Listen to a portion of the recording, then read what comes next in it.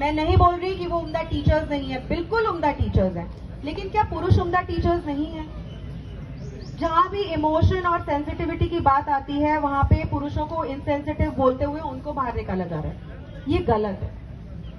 जिस तरह से महिलाओं को किसी भी फील्ड से बाहर रखना गलत है, उसी तरह पुरुषों को सिर्फ इस वजह से कि वो पुरुष है बाहर रखना गलत है।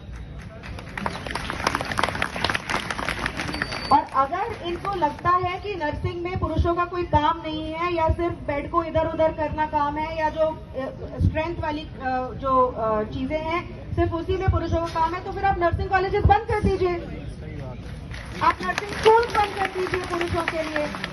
आप बोलिए कि आपको हम एडमिशन नहीं देंगे क्योंकि आपकी नौकरी तो आगे लगेगी ही नहीं।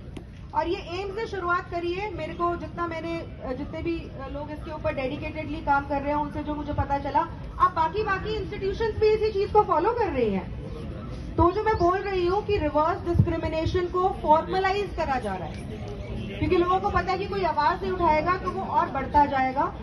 मैं ज्यादा समय नहीं लूंगी, बस यही बोलूंगी कि इक्वालिटी और महिलाओं की एम्पावरमेंट का मतलब ये नहीं है कि आप पुरुषों को डिसएम्पावर कर दो। थोड़ा सा अलग चीज बोल रही हूँ लेकिन शायद आपको समझ में आएगा।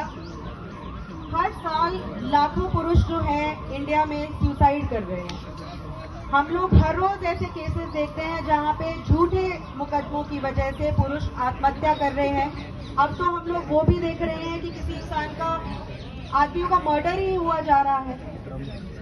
तो ये एक लार्जर स्कीम है, एक ये लार्जर मैनिफेस्टेशन है कि कहीं ना कहीं एक जेंडर को एम्पावर करने के लिए आप दूसरे जेंडर को जो है सप्रेस करते जा रहे हैं। तो इसके खिलाफ आवाज उठाइए, रिवर्स डिस्क्रिमिनेशन के खिलाफ आवाज उठाइए। अगर इक्वालिटी करनी है तो इक्वालिटी का मतलब होता है 50-50, इक्वालिटी का नहीं मतलब होता है 80-20।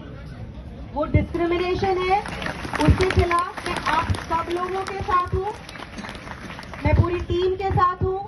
सुप्रीम कोर्ट में मैंने पहले भी बोला था कि इस तरह की पिटिशन जो होती हैं, इस तरह का एक जो लार्जर इशू है, अनफॉर्चुनेटली वो बहुत ज्यादा जल्दी से सॉल्व नहीं हो पाता है क्योंकि बहुत सारे स्टेक होल्डर्स हैं।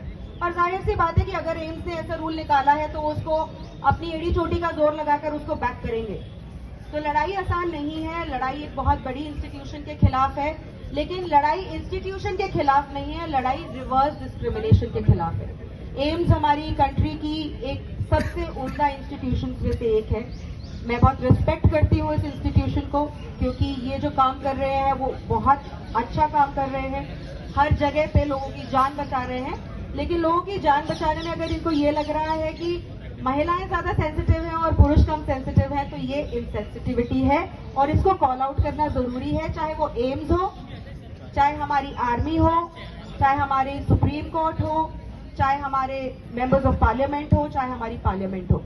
अगर कहीं पे इनइक्वालिटी हो रही है इक्वालिटी के नाम पे, तो हम सबको आवाज उठानी चाहिए। और मैं जितनी भी महिलाएं हैं, जितनी भी लड़कियां हैं जो आपकी साथी हैं, मैं उनसे सिर्फ यही बात बोलूंगी, जब महिलाओं के अधिकारों की बात आती है तो पुरुष कंधे से कंधा मिला के आपके साथ आपकी लड़ाई में सामने आते हैं। कोई भी प्रोटेस्ट अगर आप देख लीजिए, जब किसी महिला के साथ गलत हुआ है तो पुरुषों की बहुत बहुत बहुत वहां पे अटेंडेंस होती है उनके लिए न्याय की डिमांड करने के लिए। तो मुझे लगता है कि ये हमारी as a women, as girls, हमारी भी रिस्पॉन्सिबिलिटी है कि जब आदमियों के साथ गलत हो रहा है तो हम भी कंधे से कंधा मिला के उनके साथ उनकी आवाज बने। Thank you so much. और बिल्कुल भी डिमोटिवेट मत होइएगा। ये प्रोसीजर, ये प्रोसेसेस बहुत ज्यादा टाइम लेते हैं, चेंज होने में, आने में भी टाइम लेते हैं। इनको अगर रिमूव करना हो तो भी टाइम लगता है। तो don't lose hope, I am sure you will win. This is something wrong that has happened and we will do everything possible to address it. Thank you so much, Kanish ji, for making a part of this muhim, and I hope we will be able to get results. Thank you so much.